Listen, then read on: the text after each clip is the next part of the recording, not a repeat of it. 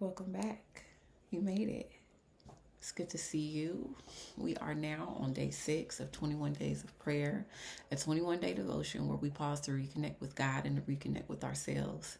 I'm so proud of you. I am so proud of me. We are still in this thing. We're closing in on the first week, too. I am thankful for all the feedback that I've been getting. You guys have even been making suggestions on what you might want to see next. I love that for us. So keep it coming. Shoot me a message, a DM, comments, all of that. Continue to continue. I love it. Welcome to day 6, though. And I want to hop right in. Let's breathe. Let's clear the queue. Let's get settled, centered, and ready to receive. So go ahead, if you're not already in a comfortable seated position, go ahead and do that. Or if you need to lay down, do that too. Ground yourself. You're sitting, your feet in a chair, or if you're on the ground, ground your sit bones. Allow your spine to lengthen. Allow your jaw to unclench. Release any tension that might be in your face. Lower your gaze or close your eyes. And let's take some cleansing breaths together. Ready? Okay. Deep breath in all the way up. And let it go. Allow your shoulders to fall away from your ears. Deep breath in. And let it go.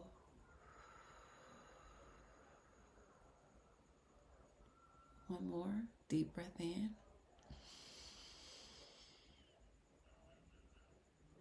And let it go.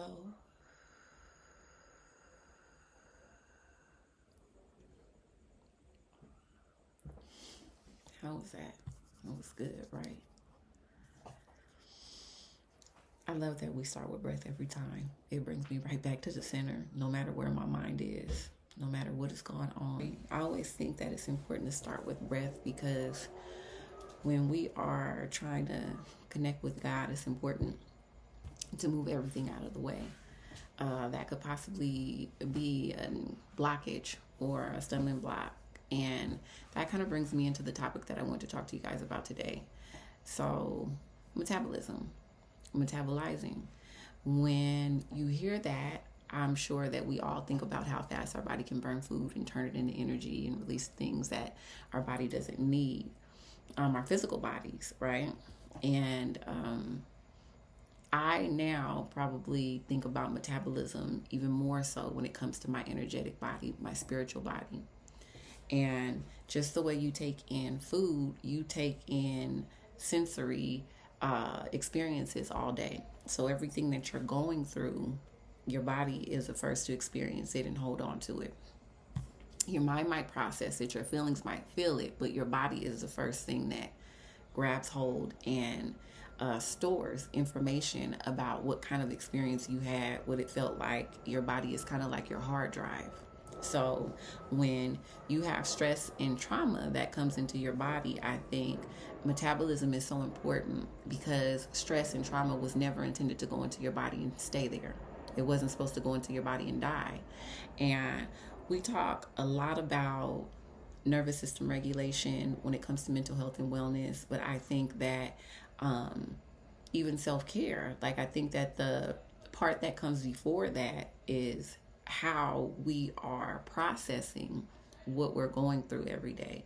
And so when you have something that you eat or you drink, your body will basically take the meat and leave the bones, or it will extract all the nutrients and then release whatever else so that it can leave your body.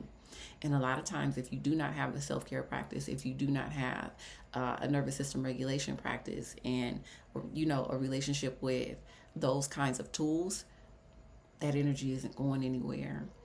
And just because you might think about it and say, oh, okay, I'm over it, if you do not work it through your body, it's still there. So that's why we have research and studies and books like The Body Keeps Score, because trauma will lodge itself and wait on you to come back and deal with it. And so when you don't go back and deal with it, then you start to experience blockages like anxiety, depression, It could be weight gain. It could be disease, right?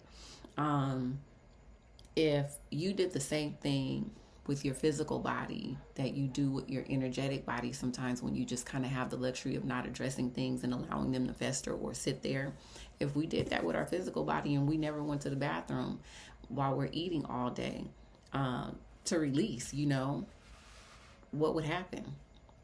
We will become very sick very quickly and poison ourselves with all of that we're taking in if we're unable to let those things go.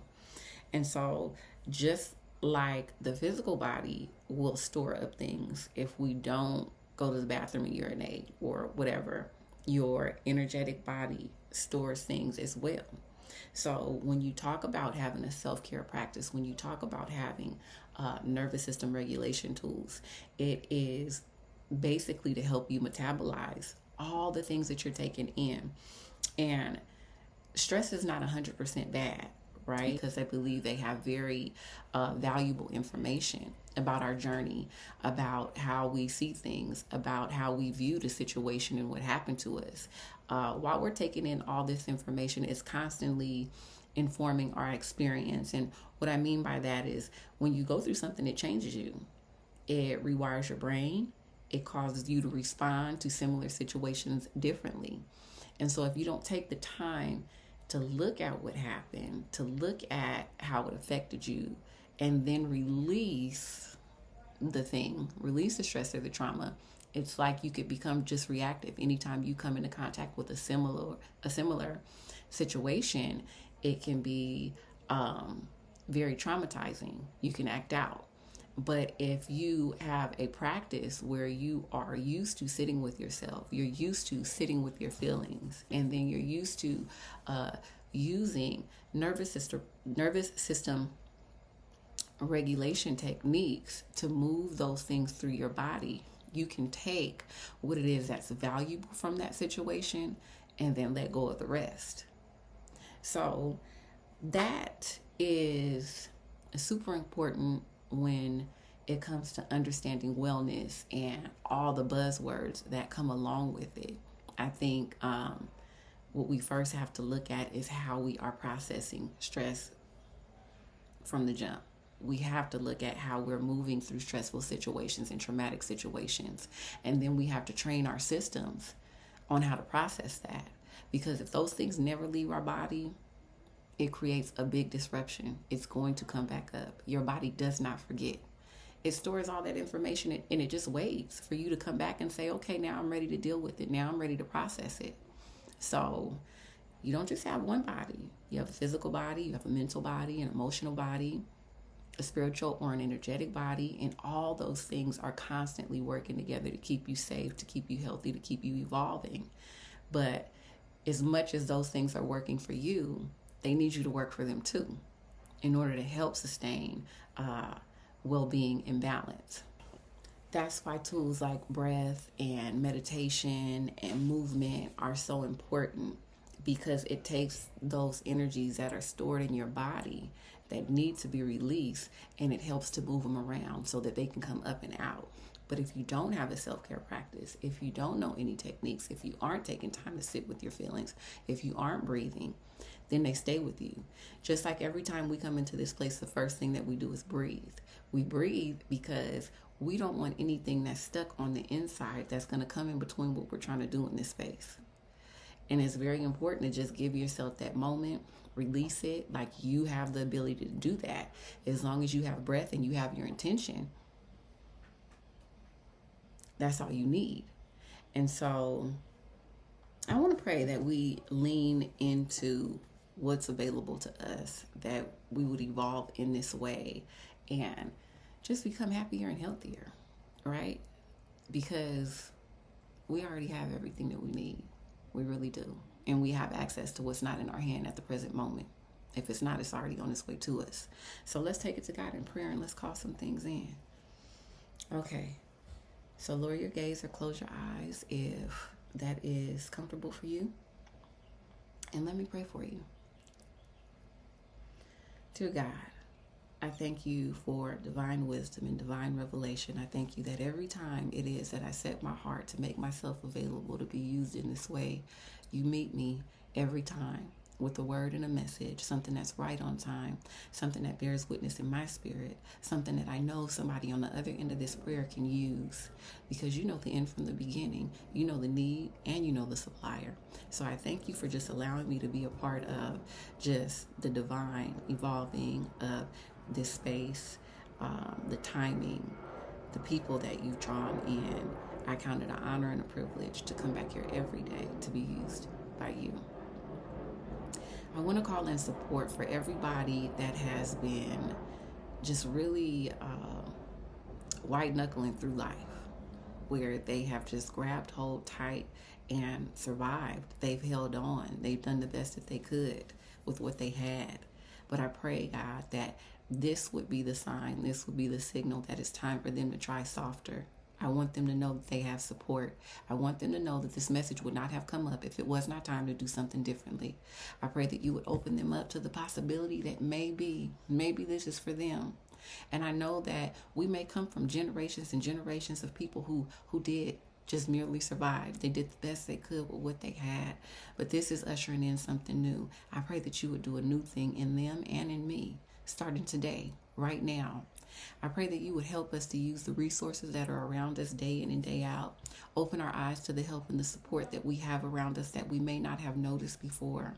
I pray that we would be able to tap into things that are free, like nature, God, like breath, like water, like nourishing foods, things that we have around us right now that would help us to regulate our nervous system, that would help us to take things that are stressful and maybe daunting and be able to extract purpose and meaning from them, and then to discard the rest so that we could move on lighter and more free and with more wisdom and more self-awareness, so that we can approach the next stressor and the next trauma that looks like that same thing that we experience with a little bit more insight, a little bit more intel. I pray that this would even spark somebody to go ahead and start researching something that maybe had sparked their interest before. It's time. I pray that everybody that seeks tools or that seeks a teacher, that those things be on their way to them right now. You are a very present help in our time of trouble. And not only can we call on you, but we can trust ourselves. We can trust our intuition. That's God-given. We can trust the dominion that we've been given here on earth to cause things to happen. We are creative beings. I call forth the help and the support, the wisdom, the knowledge, the nurturing, the community, whatever it is that is needed by each individual. I pray that it be released right now. I pray that they would even begin to form their own toolkits, that they would begin to self-source their healing. There's so much that we can do. Our bodies are fearfully and wonderfully made. They are the most intelligent design. Our minds, our emotions, our soul, everything is always working to move us closer back to our center, to health and to balance. I pray that we would begin to be still and listen. There is so much wisdom in stillness. There is so much opportunity to learn in silence.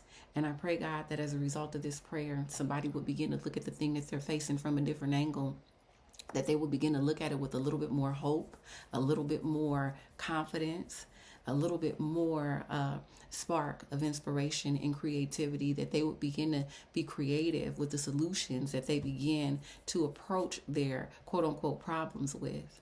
And I thank you that each thing that we go through, whether it be comfortable or uncomfortable, life is always giving us the experiences that we need.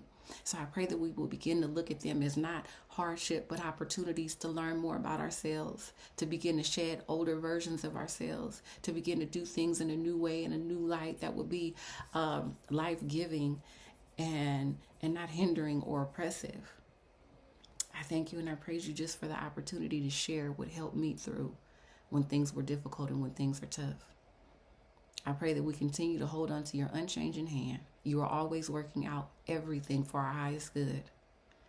I pray that you would continue to provide us with the support that we need. All of it. I pray these things in your name. Ashe and Amen. Thank you. I will see you back here tomorrow, right? Love you. Bye.